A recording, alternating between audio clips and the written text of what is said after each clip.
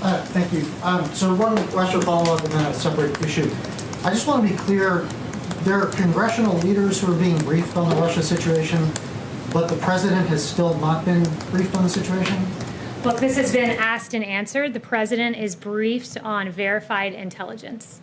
And how does he know, if he hasn't been briefed, how is he certain that Russia didn't put out these bounties?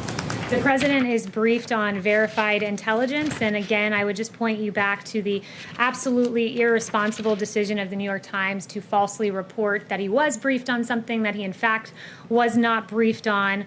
And I really think that it's time for the New York Times to step back and ask themselves why they've been wrong so often. The New York Times falsely claimed Paul Manafort asked for polling data to be passed along to Oleg Deripaska before having to issue a correction.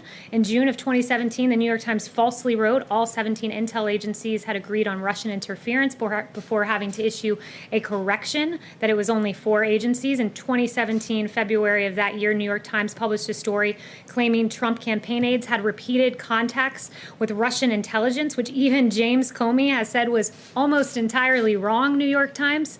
New York Times published a column in March of 2019 by a former Times executive editor that asserted the Trump campaign in Russia had an overarching deal that the quid of help in the campaign against Hillary for the quo of a new pro-Russian foreign policy. That's what we call the Russia hoax, which was investigated for 3 years with taxpayer dollars before ultimately getting an exoneration in the Mueller report. It is inexcusable, the failed Russia reporting of the New York Times, and I think it's time that the New York Times and also the Washington Post hand back their Pulitzers. Why hasn't the president condemned white power, Kayleigh? Why hasn't he condemned that tweet?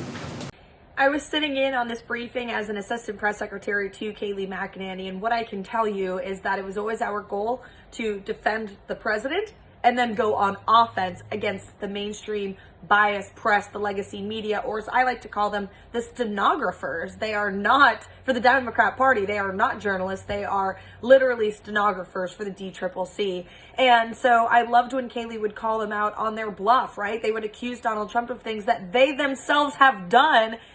In this case, saying that he mishandled classified information or reported on classified information when they reported on non-verified intelligence themselves. So anytime the media accuses a Republican, especially Donald Trump, of something, you can certainly find instances which they have either defended Democrats for doing that same thing or they themselves have done that same thing. Democrats and the propaganda press have truly become the masters of projection in this country. We've seen it with the Russia hoax. We've seen it with the Hunter Biden collusion and cover-up. They impeached Donald Trump for trying to find the truth on the Ukrainian prosecutor that we now know Joe Biden was forced or bribed into firing. It goes on and on.